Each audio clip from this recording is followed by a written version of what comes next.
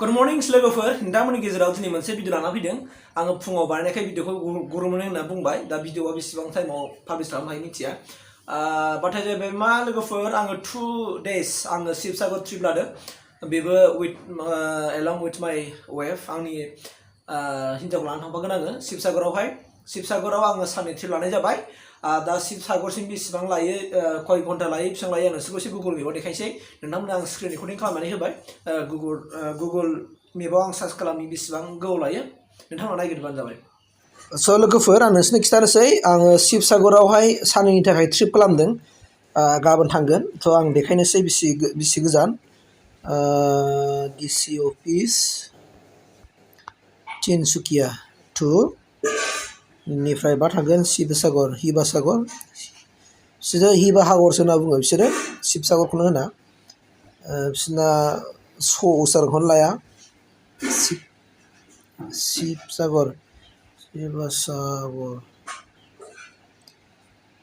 शिवसागर अके आं सार्च खालामनाय अके फैबाय गाइस गासै जों बेयाव खिथादों नै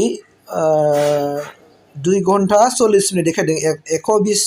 किल'मिटार देखायदों मानिफ्राय तिनसुकियानिफ्राय नै नायनो हागोन बे तिनसुकिया आं दा डिसि अफिस कम्पाउन्डआव दं नालाय आङो डिसि अफिसनिफ्राय जोंना मानि तिनसुकिया डिसि अफिसनि सिङावनो नालाय अफिसा आं बेयावनो थायो क्वार्टाराव दा बेनिफ्राय आङो सिबगोन बेनिफ्राय तिनसुकिया ओरै माबा जानानै थांगोन तिनसुकियानिफ्राय आङो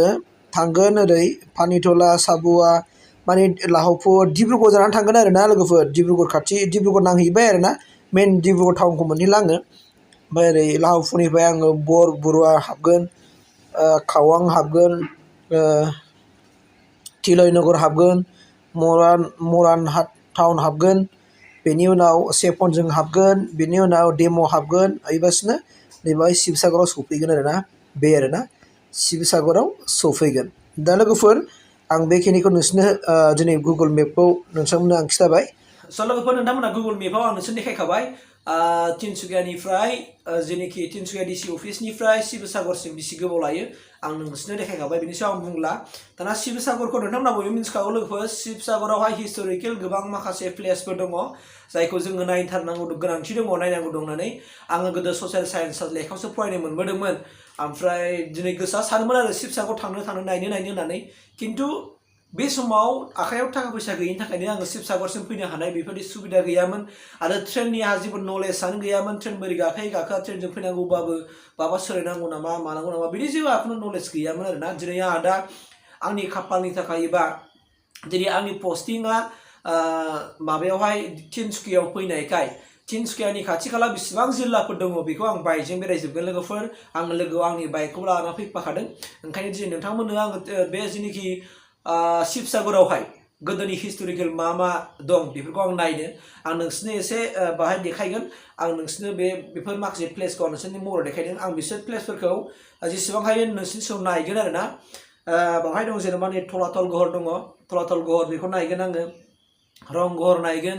शिवसागराव आरो ना रंघर नायगोन ओमफ्राय शिबदल नायगोन आंनि शिबादल बेनि उनाव दङ जोंहा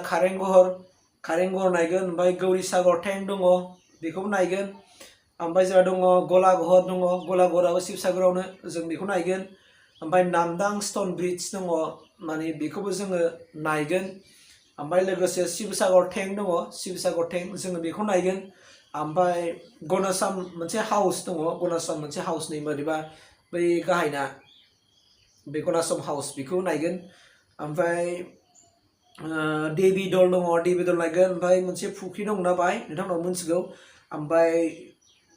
रुद्रसागर टेंक बिदि मोनसे दंना रुद्रसागर टेंक दङ ओमफ्राय मैदाम दङ आहमफोरनि गोदोनि मोनसे गोथैसालि ना मा होनोमोन बेखौ आं बावबाय एसे बे मैदाम बेखौ नायगोन स' आङो 2 days लाखादों आरो ना मा होनना बुङोबा गाबोन सानडे नङा होमबा सानडेया सानसे आङो 11टायाव सहैगोन आङो बे फुंनि 7टायाव ओंखारगोन फुंनि 7टायाव आङो तिनसुकियानिफ्राय ओंखारगोन बिनि उनाव आङो मथा-मथि 11टासोआव सहैनाय खालामगोन आरो ना 11टा साराय 11टा बिनि उनाव आङो सिगां रुम लाग्रोगोन आं हटेलखौ लाग्रोगोन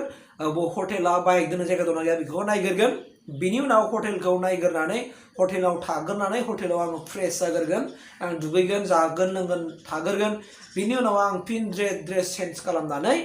आङो बिनिफ्राय माने मथा मथि 2टासोआव आङो रौना होगोन तिनसुकियानिफ्राय सरि शिबसागरनिफ्राय आङो ओंखाम जाखां लोंखां फ्रेश जाखांनानै 2टा बा 2:30आव आङो टाउननिफ्राय आं ओंखारनानै आङो प्लेसफोरखौ नायगोन आरोना बांद्राय सानसुथिरावथ' मानसिफोर जायाना बारा नायनो आरो भिउ जाया आरो रंघराथ' सानसुआव नायजाया होनदों मोनाबिलियाव साबसिन जायो माने लाइटजों माजों साबसिन जायो होनना बुंदों खिन्थु दुखुनांथाव बेनो जाहैबाय मा आंना केमेराया मोजां नङा आंना मबाइला मोजां नङा गाइस आं मानोना दाम खमनिसो मबाइल दासिमबो लानो हागासिनो दङ नायनि खालमासि गोदान लानो हागोन ना हाया दा बेखौ आङो नोंसोरनो फोरमायबाय आरोना ओमफ्राय 2 days गाबोन सानसे होनखाबाय आङो गाबोन सानडे आरो मानडेआवबो नायगोन जिसिमानाव नायगोन मानडेआव मानो होनना बुङोबा जोंना अफिसा बन्द' मानडेआव अफिसा बन्द' ओमफ्राय आं मंगलबार फुङाव फैगोन अफिस सफैनाय खालामगोन बिदिनो बाहाय 10टासोआव सफैनाय बा 11टायाव सफैनाय आङो तिनसुकिया सफैफिननाय खालामगोन थानो हाबावोमोन आङो मानोना मंगलबाराव अफिस खुला आरो बुधबाराव आरो अफिसा बन्द'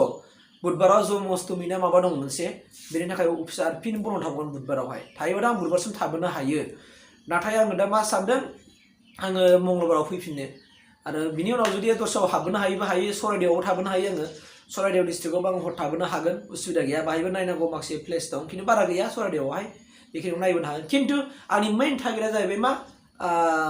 शिबसागरावहाय थांगोन शिबसागरावहाय नायगोन शिबसागराव मा नायनांगौ बेखौ नायनोसै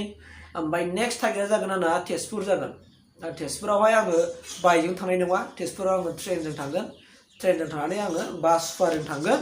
आं बाइकआव हर थाहैगोन बेनि उनाव तेजपुरनि माखासे फाग्ला फाथ'नो मा दं मा भिउ दङ आं बेफोरखौ सिगां नेटआव सार्च खालामना लाग्रोगोन बिनि उनाव नायगोन आं मिजिं थिदों नोंथांमोना आंजों लोगोसे बै जेनाखि शिबसागरनि भिउफोरखौ नायफागोन आं बेखिनिखौ मिजिंथिबाय आरो आसा खालामबाय नोंथांमोना भिडिअखौ नेबाय थाबानो जाबाय स' आं दिनै बेखिनि मेसेजखौ नोंथांमोननो सिगां हरगारनाय जाबाय लोगोफोर थेंक इउ